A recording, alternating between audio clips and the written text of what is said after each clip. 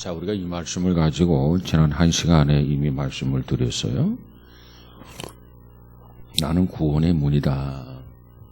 나는 인생에 있어서 목자가 되신다. 예수님께서 친히 자기 자신을 우리에게 선포하고 계신 말씀입니다. 계시하신 말씀이에요. 자, 왜 이 말씀을 주셨느냐? 당시 바리새인들이 신앙생활을 잘하고 바르고 정직하게 하나님 보시기에 합당하게 살았더라면 아마 이 말씀을 안 줘도 됐을 거예요.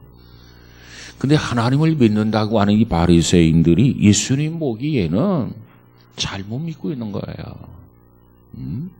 그래서 예수님께서 그들의 잘못된 것을 시정시켜 주시기 위해서 이와 같은 말씀을 주셨단 말이에요. 오늘날 그리스도인들이 어떤 생각을 갖느냐 하면은 그냥 교회 일이 출석하면 그리스도인이 되는 것으로 생각을 합니다. 그냥 타성에 젖은 신앙생활을 해도 그리스도인이 되고 하나님의 백성이 되고 하나님의 자녀가 되는 것으로 알고 있단 말이에요. 그건 잘못된 생각입니다. 성경은 분명히 우리에게 뭐라고 말합니까?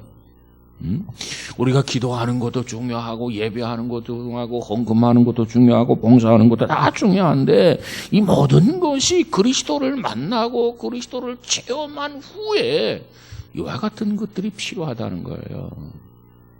그리스도를 만나지 아니하고 바리새인들처럼 하나님을 온전히 관계를 회복하지 아니하고 신앙생활한 바리새인들처럼 그와 같은 신앙생활은 의미가 없다는 거예요. 아무리 기도를 잘하면 뭐해요? 아무리 예배를 잘 드리면 뭐해요? 아무리 봉사를 잘하면 뭐해요? 아무리 성경 말씀을 줄줄이 외우고 암송하면 뭐해요? 의미가 없다는 거예요. 주님을 진정 만나라는 겁니다. 나는 포도나무여 너희는 가지니 너가 내 안에 내가 너 안에 어떤 신비로운 관계를 맺어야만이 너희가 가지의 열매를 맺듯이 신앙의 진정한 열매를 맺는다는 겁니다. 그런데 이 포도나무에서 가지가 잘려져 나가면 그 열매를 기대할 수도 없고 그 열매는 뭐냐? 허상이에요, 허상. 그러면서 지금 이 바리새인들 염두에 두고 이 교훈을 주시는데 예수님이 뭐라고 하느냐? 내가 문이다. 이걸 강조하고 있어요. 내가 문이다. 나를 통과하지 아니하고는 하나님 앞에 갈 수가 없어. 그런데 이 바리새인들은 어떻게 생각해요? 예수 너 비켜, 내가 하나님 앞에 갈 거야. 너 없어도 하나님 만날 수 있어. 너 없어도 하나님 앞에 갈 수 있어. 예수가 필요하지 않다는 거예요. 예수에 대한 무용론을 바리새인들은 생각하고 있단 말이에요. 그와 같은 잘못된 사고, 잘못된 신앙, 그것을 바로잡기 위해서 예수님은 그들 앞에 서가지고 야, 내가 문이야 문. 문을 통하지 아니하고 어떻게 들어가? 그건 다 강도요. 그건 다 절도요. 그건 다 도둑이다. 예수님이 이런 말을 했죠. 뭐라고 말합니까? 사람이 거듭나지 아니하면 하나님 나라 들어갈 수 없다. 나를 통과하는 자만이 하나님 나라 갈 수 있다. 나를 통해서 거듭난 사람이, 변화된 사람이, 새로운 사람이 되어야만 하나님 나라 들어갈 수 있단 말이에요. 그러지 아니하고는 그림의 떡이라 하나님 나라 생각은 할는지 모르지만 소망은 할는지 모르지만 기대를 할는지 모르지만 하나님 나라 들어갈 수 없다는 거예요. 내가 문이야. 나를 통해서 들어가야 돼. 자, 이 바리새인들에게 이 말은 참 충격이죠, 충격. 왜? 바리새인들은 예수를 믿지 않거든요. 예수를 상정조차 안 하려고 하거든요. 그런데 예수님께서 내가 문이다, 문. 이걸 강조해 주고 있어요. 자, 이 말씀을 통해서 우리는 두 가지 이것을 생각해 볼 수 있어요. 두 가지. 내가 문이니 누구든지 나로 말미암지 않고는 아버지께로 갈 수가 없다. 나를 통하지 아니하는 구원받을 수가 없다. 나로 말미암아 들어가면 구원을 얻고 또 들어가며 나오며 꼴을 얻으리라. 이 말이 유대인들에게 바리새인들의 큰 충격이었습니다. 왜?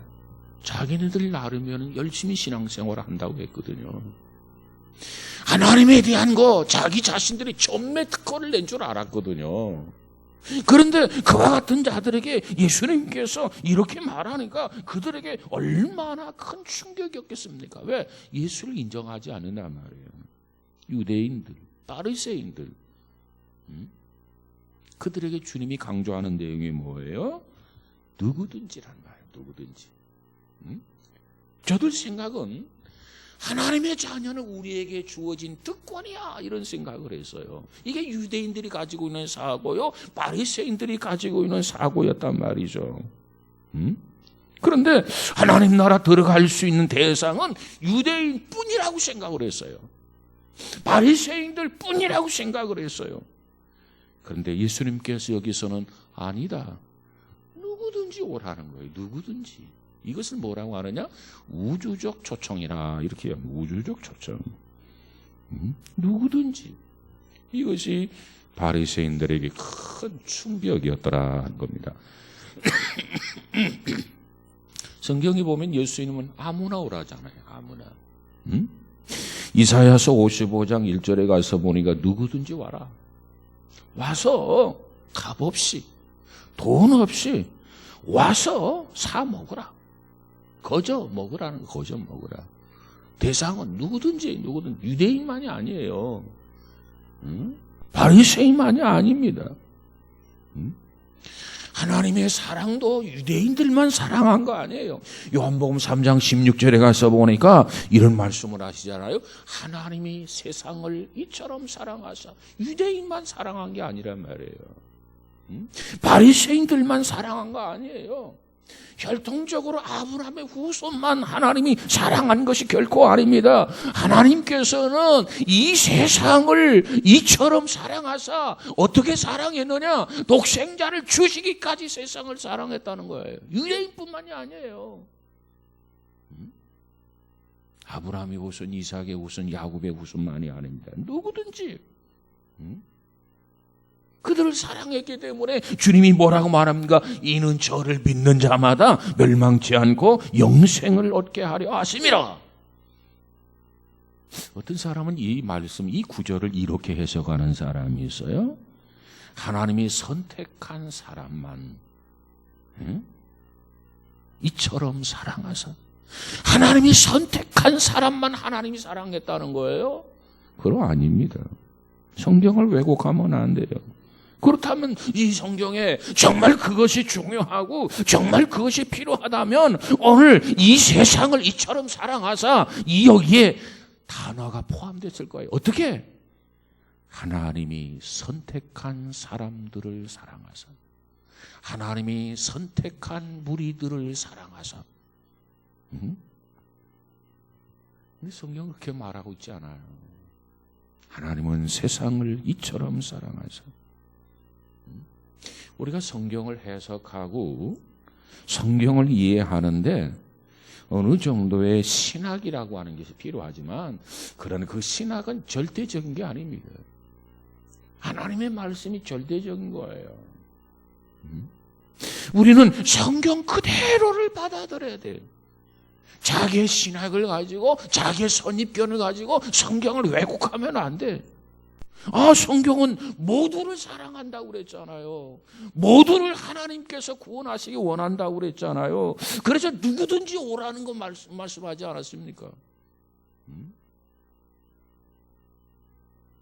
하나님이 세상을 이처럼 사랑하사, 세상의 모든 사람을 하나님은 다 사랑합니다. 흑인도 사랑하고, 백인도 사랑하고, 황인종도 사랑하고, 키가 작은 사람도 사랑하고, 키가 큰 사람도 사랑하고, 가난한 자도 사랑하고, 부자도 사랑하고, 어린이도 사랑하고, 젊은이도 사랑하고, 늙은이도 사랑하고, 하나님은 모두를 다 사랑한다는 거예요. 그리고 그 모든 사람들을 초청합니다. 오라, 변론하자. 오라, 대화하자. 그래서 우리가 요한복음 첫 장에서부터 마지막 장까지 보니까 하나님께서 모든 사람을 구원하려고 하는 그 의지가 충만해 있는 것을 우리가 보게 됩니다. 얼마만큼 하나님은 모두를 사랑하고 모두를 구원하기 원하는데 다른 조건이 없어. 믿기만 해라. 그럼 내가 구원해 주마. 이게 하나님이 인간을 구원하고자 하는 강한 의지란 말이에요. 의지. 첫째는 뭐, 둘째는 뭐, 셋째는 뭐 따지하고 너는 자격 미달이야. 너는 자격이 없어. 그거 아니야. 그냥 믿기만 해. 믿기만 해. 뭐가 모자라도 괜찮아. 뭐가 부족해도 괜찮아. 뭐가 좀 미달이 돼도 괜찮아. 뭐가 중요해. 그냥 믿기만 해. 내가 너 구원해 주마. 이것이 요한복음 전체에 나타나 있는 하나님의 강한 의지란 말이에요. 그래, 믿기만 하면 구원하겠다는 거예요. 이걸 왜곡시키면 안 돼요.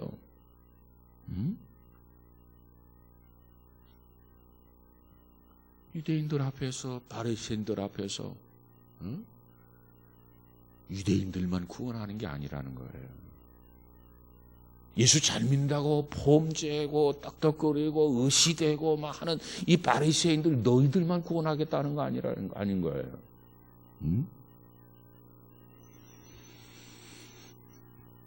예수님은 모두를 다 사랑하고 모두를 구원해 주시는 줄로 믿습니다. 그러면서 말하기를 나를 통과하지 아니하고는 구원이 불가능해. 너희들 하나님 나라 갈 생각하지 마. 나를 배척하고 나를 외면하고 나를 밀치고 나를 인정하지 아니하고 너희들이 구원받는다고 그 어림없는 소리, 그런 생각하지 마. 그래서 예수님께서 나로 말미암지 않고는 아버지께로 올 자가 없다. 내가 문이다. 나를 통해서 가야 된다. 그렇지 아니하고는 너희가 그처럼 원하는 생명의 길 저 천국에 들어갈 수가 없다. 그래서 예수님께서 유대인들에게 나를 통해서 들어가야 된다. 이걸 강조해 주고 있고, 두 번째 충격이 이미 말씀드렸지만 나를 말미암아 나의 공로로 나의 사건으로 말미암아 너희가 구원받는다. 왜? 하나님은 공의 하나님이라. 죄를 지었다면 그 죄값을 갚아야 돼. 그런데 누가 갚아주느냐? 예수님이 갚아주었단 말이에요. 그래서 예수님 안에서 죄로부터 우리는 자유함을 얻고 우리는 평화를 얻는 겁니다. 왜? 예수님께서 내 죄를 위해서 십자가에 죽으셨기 때문에. 내가 빚쟁이에요. 근데 그 빚을 평생을 갚아도 갚을 수 없어요. 근데 부모님이 부자예요. 부모님이 갚아주었어요. 그럼 나는 그 빚으로 자유함을 얻는 거예요. 더 이상 빚쟁이가 아니야. 더 이상 기죽을 필요가 없어. 나는 우리 아버지가 빚 다 갚아주어서 얼마나 고마운지, 얼마나 감사한지. 아버지 고맙습니다. 아버지 감사합니다. 이제는 살림살이를 규모 있게 하겠습니다. 더 이상 이렇게 방만하게 살림하지 않겠습니다. 더 이상 내가 빚을 지지 않겠습니다. 이게 자녀의 도리 아닙니까? 그래서 예수님께서는 그 바리새인들에게 나의 공로를 너희가 인정하지 않으면 안 된다. 나의 공로를 너희가 받아들여야 된다. 내가 십자가에 너희들의 죄를 위해서 담당하고 십자가에 죽었는데 이것을 너희들이 부정한다면 너희들의 죄 문제를 어떻게 해결할 거냐 그 말이에요.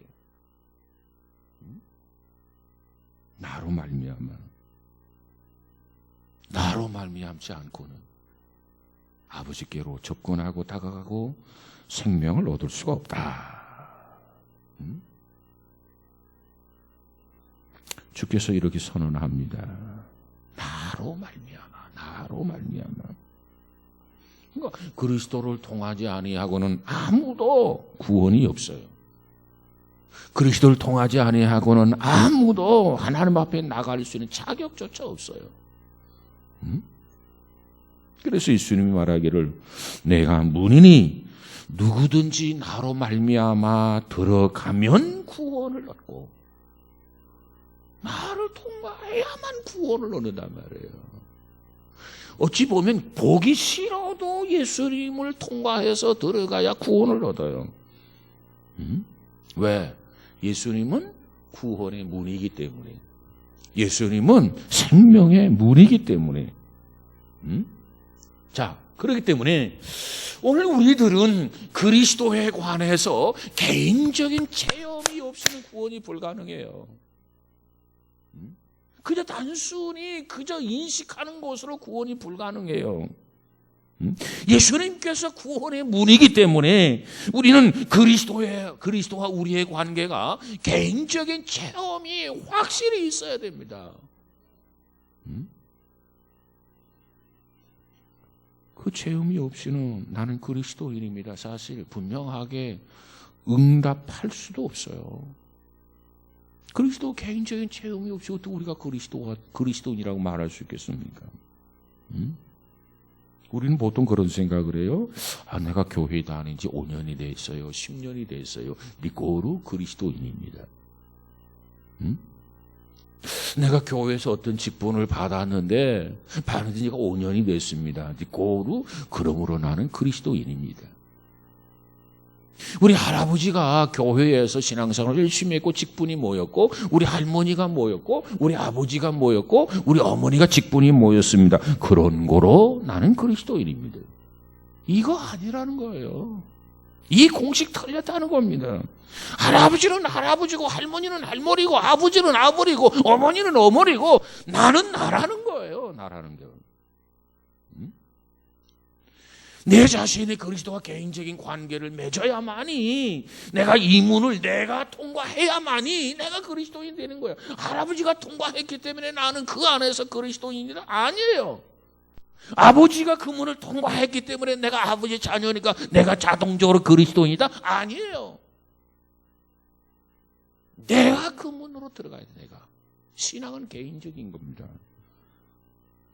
내가 문이니 누구든지 나로 말미암아 들어가면 구원을 얻고, 누구든지.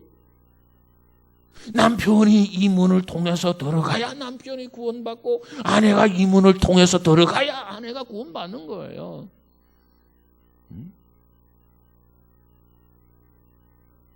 남편의 허리띠를 잡고 같이 구원받을 수 있겠다고 생각이 됩니까? 아니에요. 우리가 아무리 훌륭해도 하나님 앞에는 바로 설 수가 없어요. 여전히 하나님 앞에는 죄인입니다.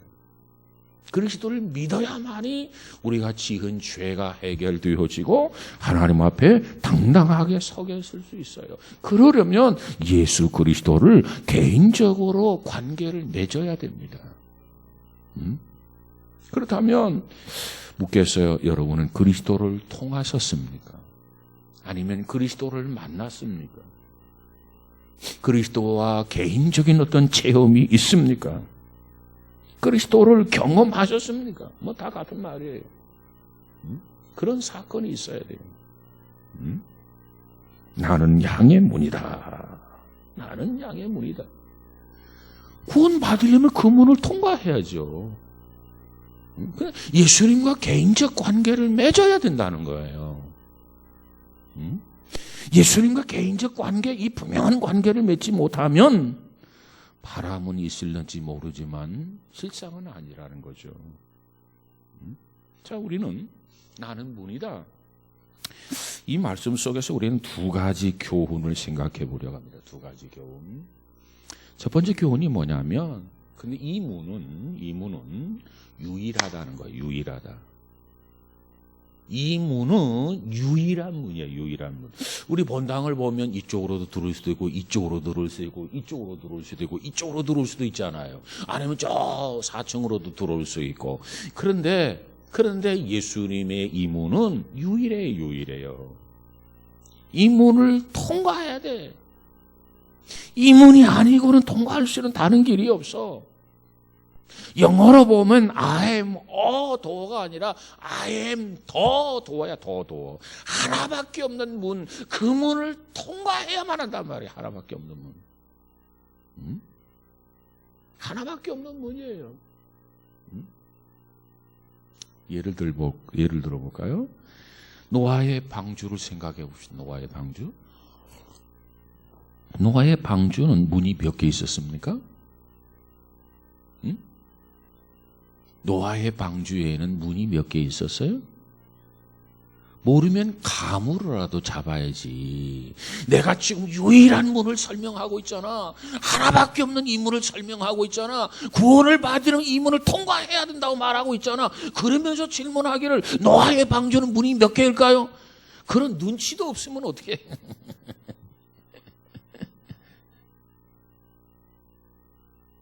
홍수에서 구원받았던 노아의 방주.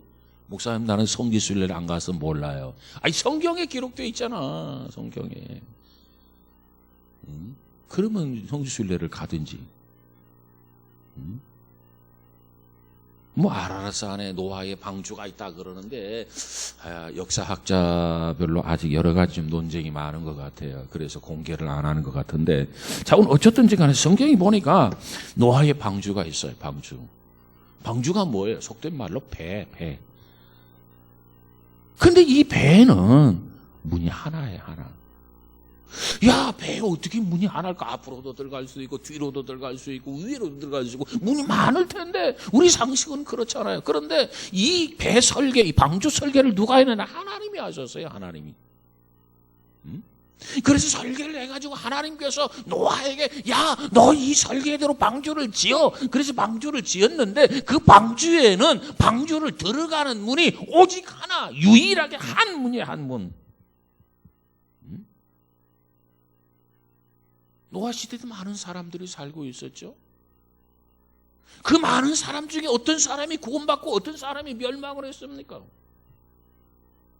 구원받은 사람과 멸망한 사람의 차이점이 뭐예요? 구원받은 사람은 하나밖에 없는 그 문을 통과한 사람은 구원받았고, 그 문으로 통과하지 않았던 사람들은, 수많은 사람들은 홍수에 수장되고 말았어요.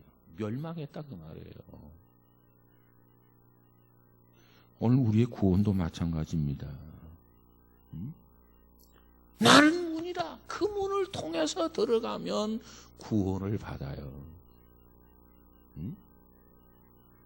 그 문을 인정하지 아니하고 그 문으로 들어가지 아니하고 통하지 아니하면 그 사람은 제 아무리 똑똑하고 잘나고 그랬어도 구원받지 못해요. 멸망하게 된단 말이에요.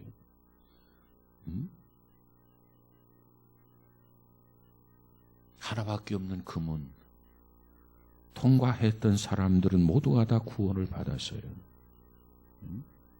물론 그 방주 밖에도 그 문을 통해서 방주 안에 들어가지는 않았지만, 문 밖에 거하고 있었지만, 문 밖에 살고 있었지만, 그 사람들 중에 선한 생활을 하고 있었던 사람들이 많이 있었을 겁니다.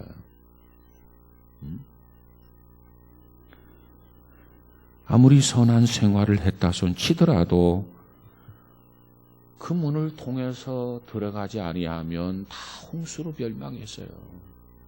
하나님의 심판을 받았단 말이에요.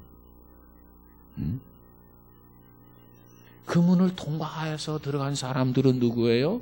노아의 8식구입니다. 노아의 8식구. 노아의 8식구만 그 문을 통과해서 방주 안에 들어갔어요. 근데 그 8식구 모두는 구원받았어요. 근데 제 아무리 선하게, 제 아무리 착하게, 제 아무리 의롭게 살았다 손치더라도 그 문을 통해서 들어가지 않았던 사람들은 모두가 다 홍수의 심판으로 죽음을 맛보게 되었다는 거예요. 그렇다면 여러분은 어떻습니까? 하나님이 계획하신 유일한 이 구원의 문을 통과했느냐 그 말이에요.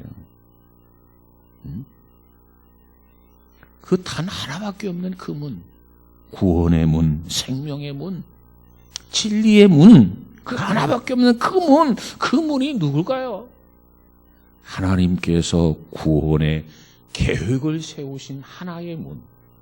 그 문이 바로 예수 그리스도입니다. 예수 그리스도.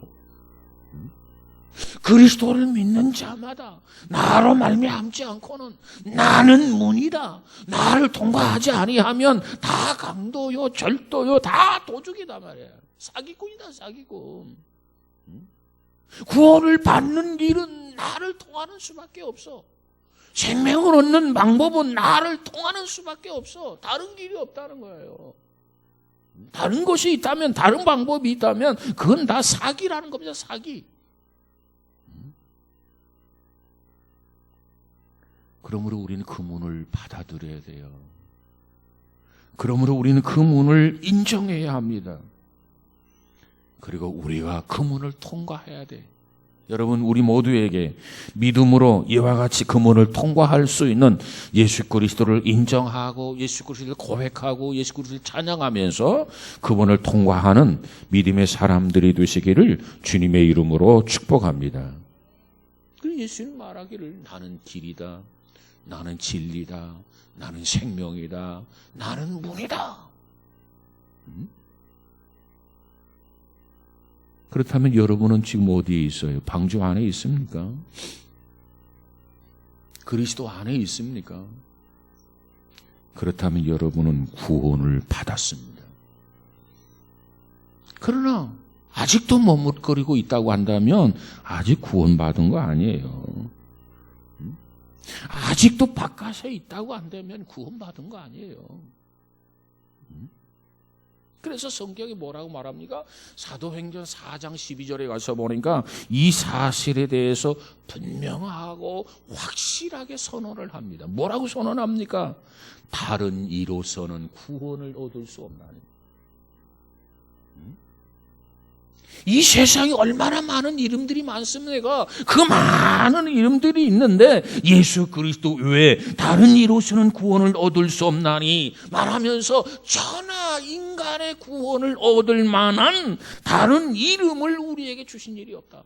천하 인간, 하늘 아래 온 인간들에게 구원을 얻을 만한 다른 이름을 우리에게 주신 일이 없다.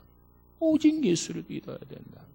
예수만이 우리의 구원이요, 예수만이 우리의 생명이요, 예수만이 우리의 진리다. 성경은 우리에게 이렇게 강조해 주고 있어요. 그렇기 때문에 이 말씀을 쫓아서 우리가 주님을 인정하고 주님을 고백하고 우리가 믿음으로 이 문을 통과하고 그리고 확신 있게 살아가게 되는 거 믿으시기 바랍니다. 근데 많은 사람들이 이 문제를 가지고 시비를 거는 사람들이 있어요. 시비. 왜 예수님께서 문을 하나만 준비하셨을까? 좀 여러 개 준비하시지. 왜 오직 이 문 하나로만 통과해야 된다고 하나? 여러분, 이것은 어쩌면 하나님께서 우리에게 마지막으로 주시는 구원의 기회일지 모른다는 겁니다. 마지막으로 주신 구원의 기회. 왜? 우리의 행함으로 하나님 앞에 설 수 없어요. 우리의 수고로 하나님 앞에 설 수 없어요. 우리의 노력으로 하나님 앞에 설 수 없어요. 그렇기 때문에 이제 하나님께서 우리에게 마지막으로 이 문을 준비하셔서 이 좁은 문, 이 유일한 문을 준비하셔서 우리에게 마지막 기회를 부여하고 있는 거예요. 나는 문이다. 그리고 말하기를 이 문은 아직 열려 있다는 거예요. 예수님이 문인데, 유일한 문인데 이 문이 닫혀졌으면 또 어떻게 합니까? 그런데 다행스럽게도 예수님께서는 문이세요. 이 문, 구원의 문, 생명의 문. 그런데 이 문이 아직 닫혀지지 않고 아직 열려 있어요. 열려 있어. 얼마나 감사한지요. 그런데 중요한 것 또 하나는 이 문이 항상 열려 있는 것은 아니라는 거예요. 또 지금은 열려있지만 반드시 이 문이 꼭꼭 잠겨질 날이 온다는 겁니다. 이 문이 닫혀질 날이 온다는 거예요. 그러면 이 닫혀지게 되면 어느 누구도 이 문을 열 수 없다는 거예요.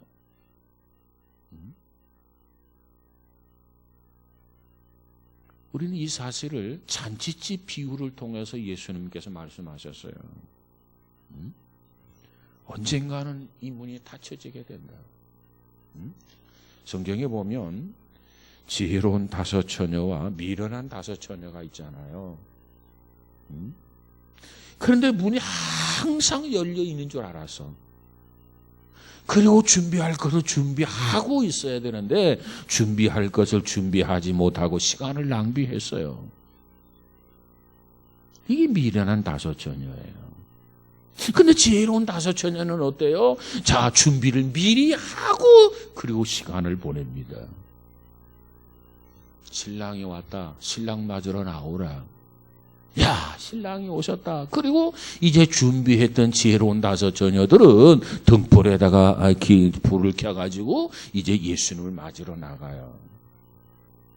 근데 미련한 다섯 처녀들은 주님이 언제 오실는지 모르지만 문이 항상 열려져 있다. 그렇게만 생각하고 준비하지 아니하고 허송세월을 보냈단 말이에요. 그런데 이제 신랑이 왔다는 거예요. 허겁지겁 이거 보니까 기름이 조금밖에 없어. 그래서 이제 지혜로운 다섯 처녀에게 나 부탁 하나 하자. 그 기름 좀 나눠서 쓰자 그래요. 여러분, 생사의 문제예요. 지혜로운 다섯 처녀가 뭐라고 말합니까? 이거 나 혼자 쓰기도 모자란지 모른다. 중간에 떨어지면 어떻게 되냐 말이에요. 그러니까 이거 나 혼자 쓰기도 부족할는지 모르니까 차라리 가가지고 너나 나나 나눠 쓰고 다 망신당하고 그럴 필요 없이 파는 자에게 가가지고 기름을 가져 살아. 울며 겨자며 귀로 미루는 다섯 처녀는 파는 사람에게 가가지고 문을 두드리며 여보시오 기름 좀 파세요. 그래서 겨우겨우 주인을 깨워가지고 기름을 채워가지고 불을 켜서 오니까 상황 끝, 상황 종료. 다 끝나버렸어요. 그러니 가슴을 치는 겁니다. 에? 내가 구원받을 기회를 놓쳤구나. 내가 신랑과 더불어서 영생할 수 있는 기회를 잊어버렸구나. 그리고 가슴을 치며 통곡하며 이를 갈미 있으리라. 지금은 문이 열려 있어요. 그 하나밖에 없는 문이지만 열려 있어요. 그런데 이 문이 언제까지 열려 있으란 법 없어요. 반드시 닫혀질 날이 있다는 겁니다. 성경은 그걸 말씀하고 있어요. 그러면서 뭘 하기를 열면 닫을 사람 없고 닫으면 열 사람이 없다. 이건 하나님만이 알고 하나님만이 정하시고 하나님만이 하시는 일이라는 거예요. 그러면서 고린도후서 6장 2절에서 말하기를 뭐라고 말합니까? 보라, 지금은 은혜 받을 만한 때요. 보라, 지금은 구원의 날이로다. 지금이 열려 있으니까 은혜 받을 수 있고 지금 열려 있으니까 구원의 날이라는 거예요. 이 기회를 놓치면 안 된다는 겁니다. 닫혀지기 전에 정신 차리라는 거예요. 지금이 구원의 날입니다. 잠시 후에는 문이 닫히는 거예요. 저는 그런 생각을 해봐요. 음악회가 있잖아요. 뭐 예술의 전당이라든가 이런 데 가보면 7시에 무슨 뭐 연주회가 있습니다. 비싼 돈을 주고 티켓을 사잖아요. 근데 교통체증이 일어나가지고 늦잖아요. 우리 생각은 5분 늦었어. 그러면 5분 늦은 들어가십시다. 그러면 뭐라고 그래요? 안 돼요. 문지기가 딱 있어가지고 안 돼요. 야, 주님 앞에 섰을 때 이런 지경이 되면 어떻게 되나? 응? 그런 생각을 종종 해봐요. 응? 언제나 구원의 날이 지적되는 게 아닙니다. 멸망의 날, 이를 갈며 통곡하게 될 날이 있다고 그랬어요. 우리는 그때가 오기 전에 정신을 바짝 차려야 될 줄로 믿습니다. 유일하게 들어갈 수 있는 문, 하나밖에 없는 그 문.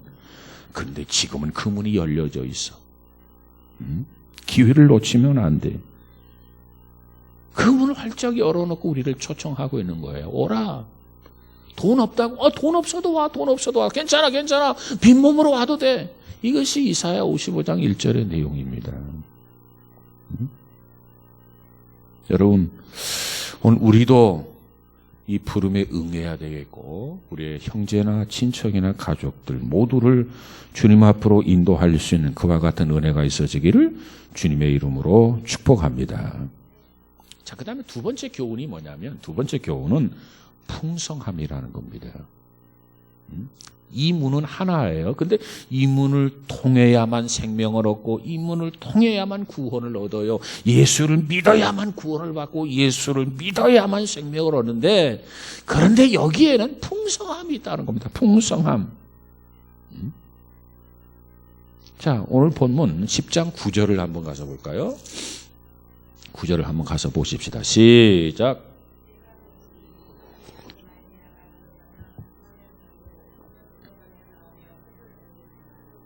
자, 이 9절 말씀에 보면은 구원의 적극적인 의미가 기록되어져 있어요. 적극적인 의미. 단어 자체가 그런 편이지만 대개 구원이라고 한다면 상당히 소극적인 의미로 생각할 수가 있죠. 구원 받았다. 자, 물에 빠진 사람이 건짐을 받았어요. 그럼 뭘 연상하냐면 죽을 지경이었는데, 죽을 뻔했는데 겨우겨우 살아났다. 이런 의미가 여기는 담겨져 있어요. 그 정도인데, 그런데 이 말씀을 한번 주목해 보세요. 내가 문이다. 누구든지 나로 말미암아 들어가면 구원을 얻고 또는 들어가면 나오며 복을 얻으리라. 꼴을 얻으리라. 들어가며 나오며 복을 얻으리라. 이게 세번역 성경입니다. 들어가며 나오며 구원을 얻는다. 이 말의 의미가 뭐예요? 들어가며 나오며 구원을 받는다. 양이 우리 속에 들어간다라고 하는 의미는 무엇을 의미하느냐? 양이 우리 안에 들어가게 되면 쉼이 있어요. 제가 첫 시간에 지난 시간에 말씀드렸죠. 유대 나라는 가정가정에 양 몇 마리씩은 꼭 가지고 있다. 근데 그 양떼를 몰고 초지를 찾아서 떠납니다. 근데 동네 사람들이 같이 한 방향으로 같이 떠나요. 근데 갔다가 집에까지 다시 돌아오지 못해요. 특별히 유대인들은 유목민이잖아요. 그냥 이렇게 물 흘러가듯 바람이 그냥 흘러가듯 그냥 흘러가면서 그렇게 사는 거예요. 근데 이 양 몇 마리씩 가지고 있어요. 꼴을 먹이다가 이제 해가 진단 말이죠. 그러면 중간중간에 동굴이 있어요, 동굴. 그러면 그 동굴은 집집마다 따로따로 들어갈 수 있는 동굴이 없어요. 큰 동굴 하나가 있으면 마을 사람들의 양들을 전부 그 동굴 속에 다 집어넣어요. 그럼 막 섞이잖아요. 그리고 나서 동굴 입구에 목자 하나를 순회 근무, 서로 돌아가면서 그 문지기를 해요. 그리고 밤 자고 나죠. 아침에 일어났어요. 그러면 각자 동네 사람들이 와가지고 개똥아, 쇠똥아 부르면 저 섞여있는 저 속의 양이 자기 주인의 음성을 듣고 그 사이를 헤집고 양들이 삐적삐적 나옵니다. 그러면 가자! 그러면 주인 따라서 양들 쩔쩔쩔 따라가지고 또 아침에 초장을 누비면서 꼴을 뜯어 먹어요. 그럼 또 비라고 하는 사람이 와서 말똥이 뭐지 누구누구 이름을 부르면 그 양들이 자기 이름을 듣고 또 삐적삐적 나와서 자기 주인을 따라가요. 하나도 섞이는 일이 없어요. 그래서 양은 목자의 음성을 안다는 겁니다. 자, 그런데 보세요. 들어가며 나오며 구원을 얻는다. 양이 우리 속에 들어간다고 하는 것은 쉼이 있다는 거고 안전하다는 거예요. 우리가 잘 알다시피 목동인 다윗이 사자와도 싸우잖아요. 이리와도 싸우잖아요. 그래서 양들을 지키잖아요. 근데 그 우리 안에 들어갔다 그러면 마음 놓고 잠을 잘 수 있고 쉼을 가질 수 있고 편안한 그것을 의미하는 겁니다. 보호가 있어요. 그곳에 안식이 있어요. 그리고 뿐만 아니라 그곳에 한번 들어가게 되면 놀라운 자유가 주어진다는 거예요. 자유. 다시 말하면 들어간 양이 다시는 이제 못 나오는 게 아니고 다시 나올 수 있다는 거예요. 이게 자유지요, 자유. 그러면 여기서 나온다고 하는 얘기는 구원을 잊어버리고 바깥으로 빠져나간다라고 하는 의미가 아니에요. 이렇게 해석하면은 안 돼요. 양은 목자와 바른 관계를 맺고 그 목자의 양이 되어져서 양이 목자의 우리 안에 들어간 사람은 이제 양과 목자가 바른 관계를 맺게 되고 그 바른 관계 속에서 쉼을 얻고 바른 관계 속에서 안식을 얻고 바른 관계 속에서 자유가 주어진다는 거예요. 날이 밝으면 목자가 양의 이름을 불러. 그러면 양이 자기 음성을 듣고 나와. 아, 우리 주인이 날 부르는구나. 그리고 어디로 갑니까? 푸른 초장으로 가요. 그것이 또 하루의 시작 아닙니까?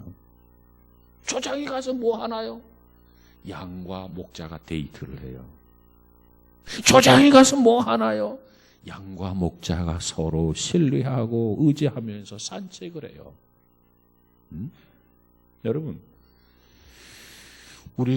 내가 구원을 받았다, 건짐을 받았다, 안전하게 되었다, 이와 같은 말은 좀 더 사실에서 끝나는 것이 아니고 구원에 관한 적극적인 의미가 있다는 거죠. 소극적인 의미가 겨우겨우 어떻게 해서 구원받았다는 말이 아니고 적극적인 의미가 담겨져 있어요. 다시 말하면 이제 마음 놓고 주와 더불어, 마음 놓고 목자와 더불어서 풍성한 삶을 시작하게 되었다는 거예요. 보세요. 양이 목자와 바른 관계를 맺지 못했을 때는 어디 가서 잠을 자도 불안해해요. 왜? 이리가 나타나서 언제 자기를 헤아리는지 모르니까. 근데 양과 바른 관계를 맺어서 그 문을 통과해서 우리 안에 들어가서 그렇다고 한다면 이제 책임지고 목자가 지켜주고 목자가 보호해주고 목자가 쉼을 보장하고 목자가 안전을 보장해 준단 말이에요. 그러면서 자유롭게 들랑거리면서 풍요로운 삶을 살 수 있다는 겁니다.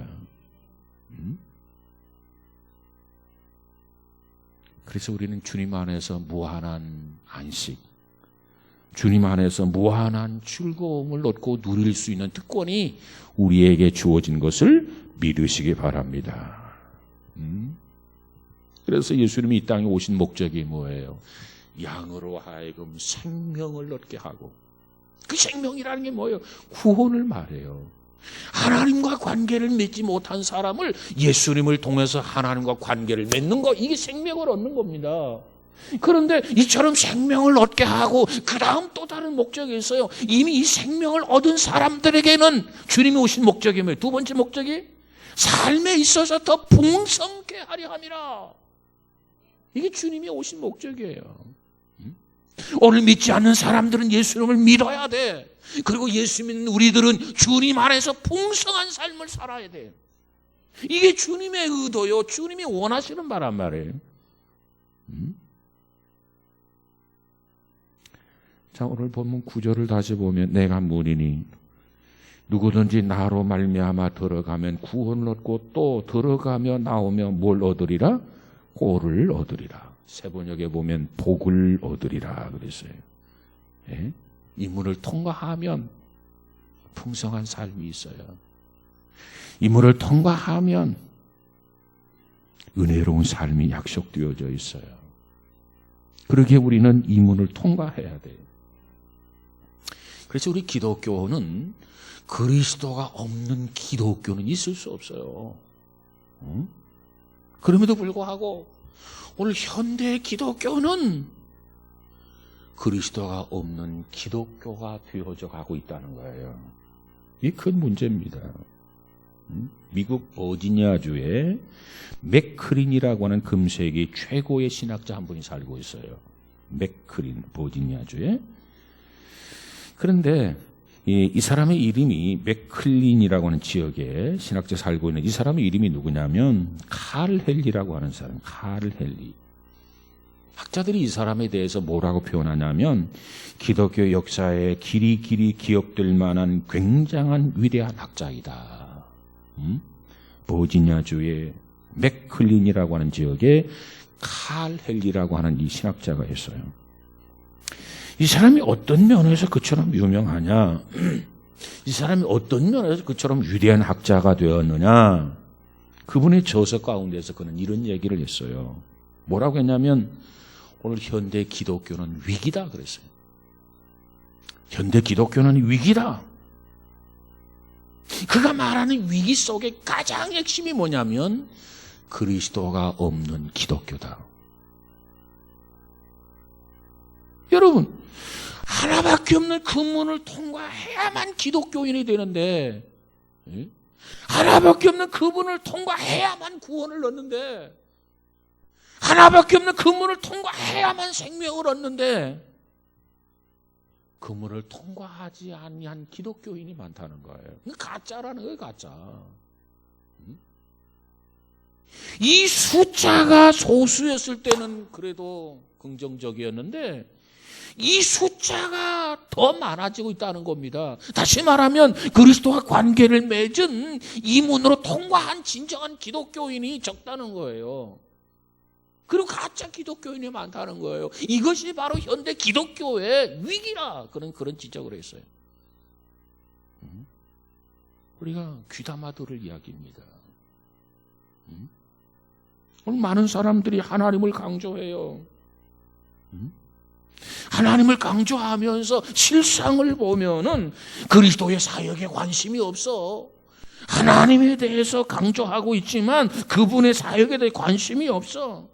그분에 대한 십자가 아는 바 없어. 그분의 부활에 대해서 분명하지도 않아. 그저 들은 붕어리야. 그러면서도 기독교인이라. 그에게는 그리스도가 없는 기독교인이라는 겁니다. 그리스도가 없는 기독교는 그분이 뭐라고 지적했냐면 갈릴리가 유대교와 다를 게 뭐가 있느냐 그 말이에요.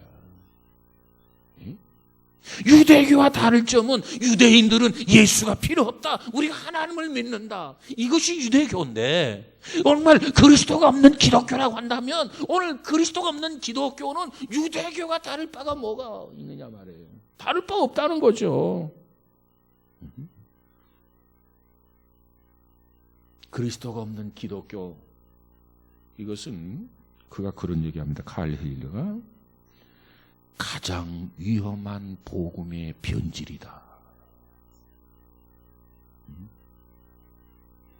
오늘 이 말씀을 우리 자신에게 적용한다면 나에게 그리스도가 없는 기독교인이라고 말한다면 그건 복음의 변질이라는 거예요. 그건 가짜라는 거예요. 그건 강정, 속빈 강정이라는 거예요. 생명도 없고 진리가 없는 강정이라는 거예요.